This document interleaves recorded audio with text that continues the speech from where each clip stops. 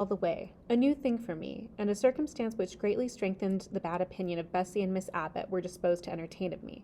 The fact is, I was a trifle beside myself, or rather out of myself, as the French would say. I was conscious that a moment's mutiny had already rendered me liable to strange penalties, and, like any other rebel slave, I felt resolved, in my desperation, to go all lengths. So basically, Jane is hysterical, and they basically lock her in a coffin. So her imaginary source of escape will become torture. And so if you notice from chapter 1, she has the red curtains of the reading room, which is replaced with the red room, which is terrible. So that's a juxtaposition. Hold her arms, Miss Abbott. She's like a mad cat. For shame, cried the lady's maid. What shocking conduct, Miss Eyre, to strike a young gentleman, your benefactress's son, your young master. Master? How is he my master? Am I his servant? No, you are less than a servant, for you do nothing for your keep. There, sit down and think over your wickedness. They had got me by this time into the apartment indicated by Mrs. Reed. Sorry, let me scroll for you. And had thrust me upon a stool. My impulse was to rise from it like a spring. Their 2 pairs of hands arrested me instantly. If you don't sit still, you must be tied down, said Bessie. Miss Abbott, lend me your garters. She would break mine directly. Miss Abbott turned to divest a stout leg of the necessary ligature. This preparation for bonds and the additional ignominy it inferred took a little of the excitement out of me. So ignominy is like feeling ashamed. Don't take them off, I cried. I will not stir. In guarantee whereof, I attached myself to the seat by my hands. Mind you don't, said Bessie, and when she had ascertained that I was really subsiding, she loosened her hold of me. Then she and Miss Abbott stood with folded arms, looking darkly and doubtfully on my face, as incredulous of my sanity. She never did so before, at last said Bessie, turning to the Abigail. But it was always in her, was the reply. I have told Mrs. often, in my opinion, about the child, and Mrs. agreed with me. She's an underhand little thing. I never saw a girl of her age with so much cover, which means so much deceitful conduct. Bessie answered not, but ere long, addressing me, she said, You ought to be aware, miss, that you are under obligations to Mrs. Reed. She keeps you. If she were to turn you off, which means to turn her out of the house, you would have to go to the poorhouse. I had nothing to say to these words. They were not new to me. My very first recollections of existence included hints of the same kind. This reproach of my dependence had become a vague sing-song in my ear, very painful and crushing, but only half intelligible. Miss Abbott joined in. And you ought not think of yourself on an equality with the Mrs. Reeds and Master Reed, because Mrs. kindly allows you to be brought up with them. They will have a great deal of money, and you will have none. It is your place to be humble, and to try to make yourself agreeable to them. What we tell you is for your own good, added Bessie, in no harsh voice. You should try to be useful and pleasant then. Perhaps you would have a home here. But if you become passionate and rude, Mrs. will send you away, I am sure. Besides, said Miss Abbott, God will punish her. He might strike her dead in the midst of her tantrums, and then where would she go? Come, Bessie, we will leave her. I wouldn't have her heart for anything. Say your prayers, Miss Eyre, when you are by yourself, for if you don't repent, something bad might be permitted to come down the chimney and fetch you away. They went, shutting the door and locking it behind them. The Red Room was a spare chamber, very seldom slept in. I might say never, indeed, unless when a chance influx of visitors at Gateshead Hall rendered it necessary to turn to account all the accommodation it contained. Yet it was one of the largest and stateliest chambers in the mansion. A bed supported on massive pillars of mahogany, hung with curtains of deep red damask, stood out like a tabernacle in the center. The 2 large windows, with their blinds always drawn down, were half shrouded in festoons and falls of similar drapery. Notice how it's kind of being described as a coffin, or, where someone dies. The carpet was red. The table at the foot of the bed was covered with a crimson cloth. The walls were a soft fawn color with a blush of pink in it. The wardrobe, the toilet table, the chairs were of darkly polished old mahogany. Out of these deep surrounding shades rose high and glared white, the piled-up mattresses and pillows of the bed, spread with a snowy Marseilles counterpane. Scarcely less prominent was an ample cushioned easy-chair near the head of the bed, also white, with a footstool before it, and looking, as I thought, like a pale throne. This room was chill because it seldom had a fire. It was silent because remote from the nursery and the kitchens. Solemn because it was known to be seldom entered. The housemaid alone came here on Saturdays to wipe from the mirrors and the furniture a week's quiet dust, and Mrs. Reed herself, at far intervals, visited it to review the contents of a certain secret drawer in the wardrobe, where were stored divers parchments, her jewel casket, and a miniature of her deceased husband, and in those last words lies the secret of the Red Room, the spell which kept it so lonely in spite of its grandeur.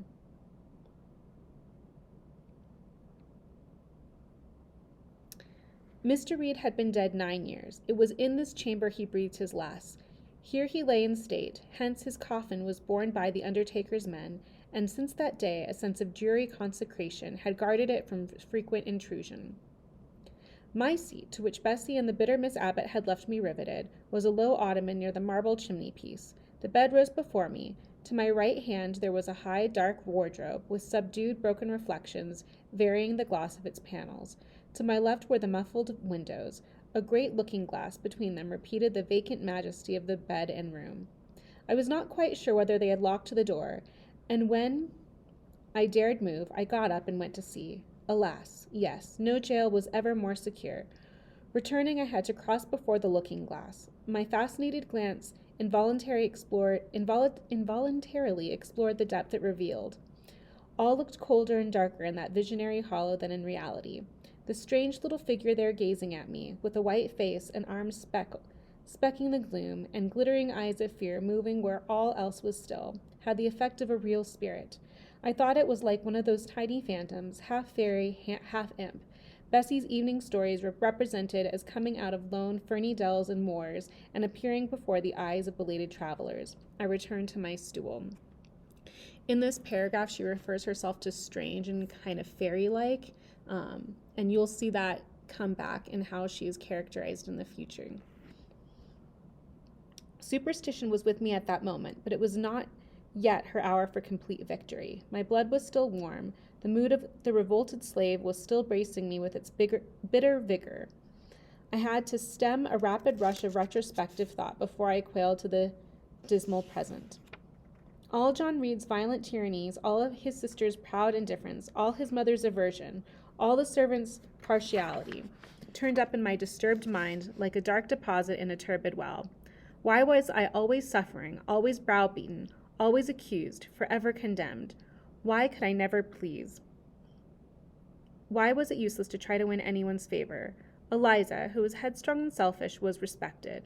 Georgiana, who had a spoiled temper, a very acrid spite, a captious and insolent carriage, so these are all like tempers and bad things, was universally indulged. Her beauty, her pink cheeks, and golden curls seemed to give delight to all who looked at her, and to purchase indemnity for every fault. So basically, because she's pretty, she's excused from anything she does wrong. John, though no one thwarted, much less punished, though he twisted the necks of the pigeons, killed the little pea chicks or peacock babies, set the dogs at the sheep, stripped the hothouse vines of their fruit, and broke the buds off the choicest plants in the conservatory. He called his mother old girl, too, sometimes reviled her for her dark skin, similar to his own, bluntly disregarded her wishes, not unfrequently tore and spoiled her silk attire, and he was still her own darling. So he does a lot of really bad things, and there's no consequences for him. I dared commit no fault. I strove to fulfill every duty, and I was termed naughty and tiresome, sullen and sneaking, from morning to noon and from noon to night. So this is something we can all relate to, where we might not feel like, or where we may feel that we're taken for granted or not appreciated, even if we're trying. My head still ached and bled with the blow and fall I had received. No one had reproved John for wantonly striking me, meaning like he just did it because. And because I had turned against him to avert farther irrational violence, I was loaded with general opprobrium. Unjust, said my reason, forced by the agonizing stimulus into precocious, though transitory power. So basically she's just feeling like she's been treated wrongly. That's what she's complaining about. And resolve, equally wrought up, instigated some strange expedient to achieve escape from unsupportable oppression, as running away, or, if that could not be effected, never eating or drinking more, and letting myself die. What a consternation of soul was mine that dreary afternoon! How all my brain was in tumult, and all my heart in insurrection! Yet in what darkness, what dense ignorance, was the mental battle I fought! I could not answer the ceaseless inward question, why I thus suffered. Now, at the distance of, I will not say how many years, I see it clearly. I was a discord in Gateshead Hall, meaning like she was like something that didn't fit there. I was like nobody there. I had nothing in harmony with Mrs. Reed or her children or her chosen vassalage. If they did not love me, in fact, as little as I did love them, they were not bound to regard with affection a thing that could not sympathize with one amongst them, a heterogeneous thing, opposed to them in temperament, in capacity, in propensities, a useless thing, incapable of serving their interest or adding to their pleasure, a noxious thing, cherishing the germs of indignation at their treatment of contempt of their judgment. I know that I had been a sanguine, brilliant, careless, exacting. I know that had I been a sanguine, brilliant, careless, exacting, handsome, romping child, though equally dependent and friendless, Mrs. Reed would have endured my presence more complacently. Her children would have entertained me for more of the cordiality of fellow feeling. The servants would have been less prone to make me the scapegoat of the nursery. So basically she's saying, like, if she were pretty and, normal or followed what they wanted, they would love her. But since she's considered ugly or small or plain, and that she has spirit, they don't care for her. Daylight began to forsake the Red Room. It was past 4 o'clock, and the beclouded afternoon was tending to drear twilight. I heard the rain still beating continuously on the staircase window, and the wind howling in the grove behind the hall. I grew by degrees cold as a stone, and then my courage sank. My habitual mood of humiliation, self-doubt, forlorn depression fell damp on the embers of my decaying ire. So decaying ire means that her anger is slowly going away. All, said I, was wicked, and perhaps I might be so. What thought had I been but just conceiving of starving myself to death? So she's also having a lot of negative self-talk, which doesn't help her mood. That certainly was a crime, and was I fit to die? Or was the vault under the chancel of Gateshead Church an inviting bourne? In such vault, I had been told, did Mr. Reed lie buried, and led by this thought to recall his idea, I dwelt on it with gathering dread. I could not remember him, but I knew that he was my own uncle, my mother's brother, and that he had taken me when a parentless infant to his house, and then in his last moments he had required a promise of Mrs. Reed that she would rear and maintain me as one of her own children. Mrs. Reed probably considered she had kept this promise, and so she had, I dare say, as well as her nature would permit her. But how could she really like an interloper not of her race? So race means like particular family in this situation. And unconnected with her, after her husband's death, by any tie.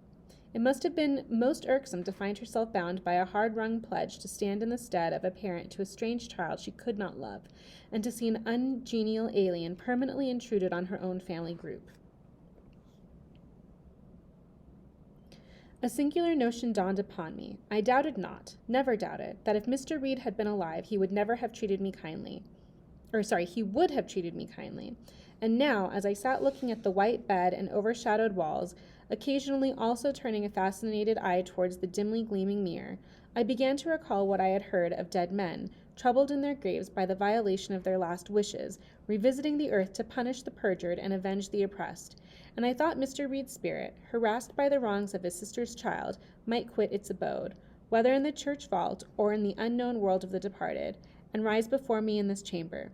I wiped my tears and hushed my sobs, fearful lest any sign of violent grief might waken a preternatural voice to comfort me, or elicit from the gloom some haloed face bending over me with strange pity. This idea, consolatory in theory, I felt would be terrible if realized. So even though she's thinking like maybe he would console her if he were in the room, it's also terrifying. With all my might, I endeavored to stifle it. I endeavored to be firm. Shaking my hair from my eyes, I lifted my head and tried to look boldly round the dark room. At this moment, a light gleamed on the wall. Was it, I asked myself, a ray from the moon penetrating some aperture in the blind? No. Moonlight was still, and this stirred. While I gazed, it glided up to the ceiling and quivered over my head. I can now conjecture readily that this strike of light was, in all likelihood, a gleam from a lantern carried by someone across the lawn. But then, prepared as my mind was for horror, shaken as my nerves were by agitation, I thought the swift darting beam was a herald of some coming vision from another world. My heart beat thick, my head grew hot. A sound filled my ears, which I deemed the rushing of wings. Something seemed near me. I was oppressed, suffocated. Endurance broke down. I rushed to the door and shook the lock in desperate effort. Steps came running along the outer passage. The key turned. Bessie and Abbott entered. So basically she's having a panic attack. She thinks that the dead spirits are going to come to her, and it's freaking her out. "Miss Eyre, are you ill?" said Bessie. "What a dreadful noise! It quite went through me," exclaimed Abbott. "Take me out. Let me go to the nursery," was my cry. "What for? Are you hurt? Have you seen something?" again demanded Bessie. "Oh, I saw a light, and I thought a ghost would come." I had now got hold of Bessie's hand, and she did not snatch it from me. "She screamed out on purpose," declared Abbott in some disgust. "And what a scream! If she had been in great pain, one would have excused it. But she only wanted to bring us all here. I know her naughty tricks." "What is all this?" demanded another voice, peremptorily, and Mrs. Reed came along the corridor, her cap flying wide, her gown rustling stormily. Abbott and Bessie, I believe, gave orders that Jane Eyre should be left in the Red Room till I came to her myself. "Miss Jane screamed so loud, ma'am," pleaded Bessie. "Let her go," was the only answer. "Loose Bessie's hand, child. You cannot succeed in getting out by these means, be assured. I abhor artifice, particularly in children. It is my duty to show you that tricks will not answer. You will now stay here an hour longer, and it is only on condition of perfect submission and stillness that I shall liberate you then." "Oh, aunt, have pity. Forgive me. I cannot endure it. Let me be punished some other way. I shall be killed if—" Silence. This violence is almost repulsive. And so, no doubt, she felt it. I was a precocious actress in her eyes. She sincerely looked upon me as a compound of virulent passions, mean spirit, and dangerous duplicity. Bessie and Abbott having retreated, Mrs. Reed, impatient of my now frantic anguish and wild sobs, abruptly thrust me back and locked me in without farther parley. I heard her sweeping away, and soon after she was gone I suppose I had a species of fits. Unconsciousness closed the scene. So that actually foreshadows Bertha Mason, who's locked in and crazy, and so Jane can react to that. You don't know who that is yet, and you'll probably forget what I'm telling you by the time you get there. But basically, Jane is kind of having panic attacks and fits due to incarceration, and so maybe Rochester inflicts some of Bertha's insanity on her, which you guys will see.